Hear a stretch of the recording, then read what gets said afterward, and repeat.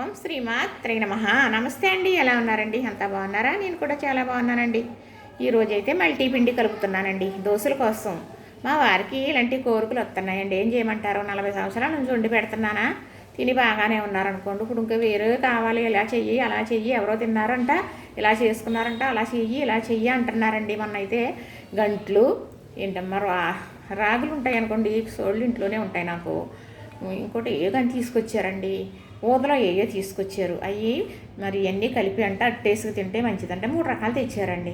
ఏమండి ఆ 3 రకాలతోటి అట్టు రాదండి, ఇడిపోతుంది, ముక్కలైపోద్ది. మినపగుళ్ళు అనేది వేసుకోవాలి, మనం ఎక్కువగా మినపగుళ్ళు తినాం కదా, మీరేమో ఇలా అంటున్నారో అని అంటే కోపం వచ్చేసారు. ప్యాకెట్లు పట్టుకెళ్ళిపోయారండి, కొట్టుకు ఇచ్చేస్తానని. సరేలేండి అని ఊరుకున్నాను.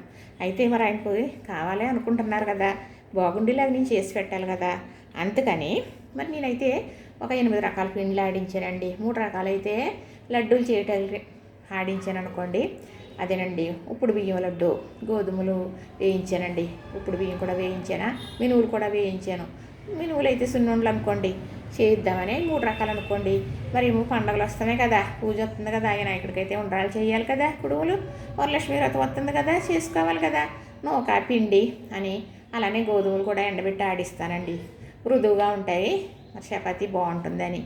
మా ముసలాయన పళ్ళు అవన్నీ బాగానే ఉంటాయండి, చక్కగా తింటారనుకోండి.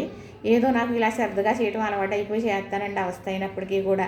ఈయన ఎవరో ఏదో చెప్పారని ఈ మధ్యలోనే అలాగంటున్నారండి. పూర్వం ఇప్పుడు అంటూ ఎరగను అనుకోండి. కొన్ని మరి వస్తూ ఉంటాయండి, బరాయిస్తూ ఉండాలి. ఇవన్నీ ఎందుకు పెడతాడంటే దేవుడు పరీక్ష అనుకోవాలంటేనండి. ఏముంది, ఏం చెప్తాం చెప్పండి. ఈరోజు అయితే చక్కగా మల్టీ పిండి కలిపేసేసి ఉంచేస్తానండి. మా వారికి టిఫిన్ కావాలన్నప్పుడు చేసేస్తానండి. ఇదేంటా అనుకుంటున్నారా, మొన్న అయితే రాగులు ఎండబెట్టండి చక్కగానా. ఇంతకుముందు అప్పుడే ఇది ఆడించి 2 నెలలు అయిందిలేండి. మరి ఎండబెట్టేస్తానంటాను కదండి, ఏదైనా కూడా ఎండబెట్టి చక్కగా ఇలా పిండి ఆడించేనా. మరి సోడి పిండి కొన్నా పిండి చూడండి, ఈ పిండి చూడండి ఎంత మేగల్లాగా ఉంటుందో. ఇది కనుక సోడి జావ పెట్టుకుంటే ఉంటుందండి, ఎన్నపూసలా గొంతులు దిగిపోతుందండి, చాలా బాగుంటుంది. కాకపోతే అప్పుడప్పుడు చేస్తానండి. అత్తమాన సోడిజావ కాయనండి, టిఫిన్ తినరు కదా, మళ్ళీ ఆయనకి టిఫినే కదా కావాలి, బలం ఉండాలి కదా అని చక్కగా ఇదైతేనండి. ఏంటనుకుంటున్నారా, మరి మన మినపగుళ్ళు మరపట్టించాను కదా పిండి, ఆ పిండి అనమాట. ఇడ్లీ పిండి తయారు చేశానండి, రెడీమేడ్గా ఇడ్లీ పిండి తయారు చేశాను. అది వీడియో పెడతాను చూద్దరు. కానీ ఇది మినపగుళ్ళు పిండి అండి. చక్కగా ఇదైతే గోధుమ పిండి, గోధుమలు ఎండబెట్టి ఆడించానని చెప్తున్నాను కదా. మరి చపాతీ కోసమని ఎంత మేగళ్ళలాగా ఉన్నాయో చూసారా. మనం మిల్లు ఆడించుకుంటే ఇలాగే ఎండబెట్టుకుని ఇలాగే ఉంటాయండి. మీరంటే చేస్తున్నారు, ఎండబెట్టి తెచ్చి ఆడించి చేసి అక్కడ మేము చేయమండి అంటారు. అది కూడా నిజమేలండి.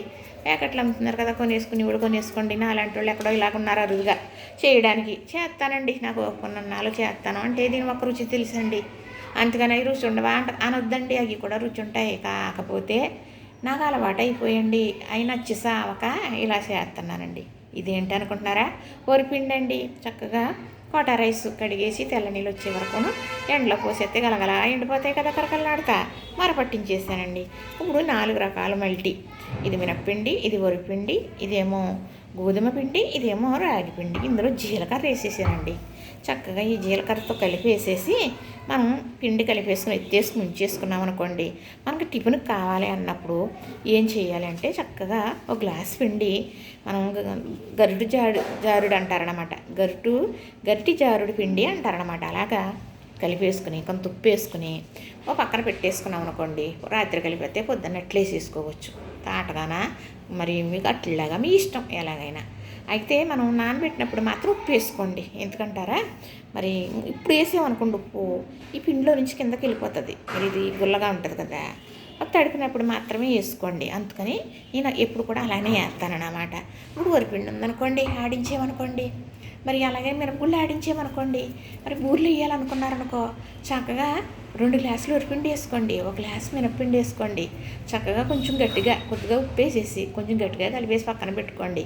చక్కగా మీరు 2 గంటల తర్వాత బూరెలు వేసారనుకో, కరకరామంట బూరెలు కరకరలాడుతూ వచ్చేస్తాయి. ఇంకెంతకన్నా నేనేం చెప్పను, ఇంత తెలిసినవి అన్నీ చెబుతున్నాను. ఎవరికే మనసు ఎక్కట్లేదు, ఎవరికే కూడా పట్టట్లేదండి.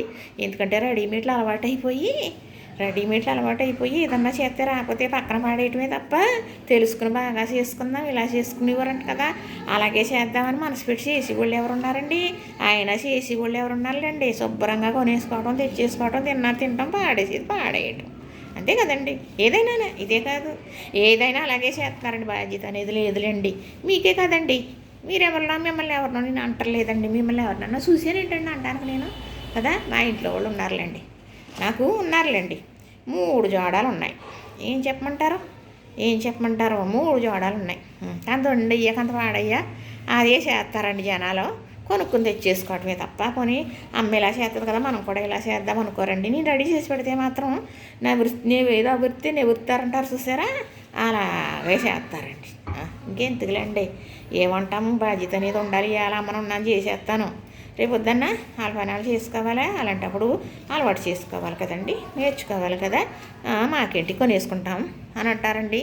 సరేలేండి, ఏమైతేలే మన పెద్దోళ్ళు ఉన్నని చెప్పుకుందా ఇలాంటివి అనేది మర్చిపోకుండా ఏదో ఇది తింటాం కాదు కానివ్వండి, చేసినందుకే తృప్తి వచ్చేస్తుంది మనసుకి.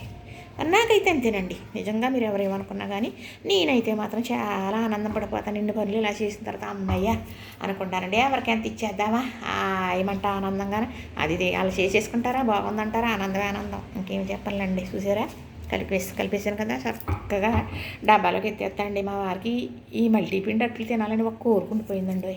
చక్కగా నేను వేసేస్తానండి, అట్లు పెట్టేస్తాను. సరేనా, లైక్ చేయండి, షేర్ చేయండి, సబ్స్క్రైబ్ చేయండి. ఎవరో ముఖ్యమైన ఫోన్ కూడా చేసేస్తున్నారండి బాబా.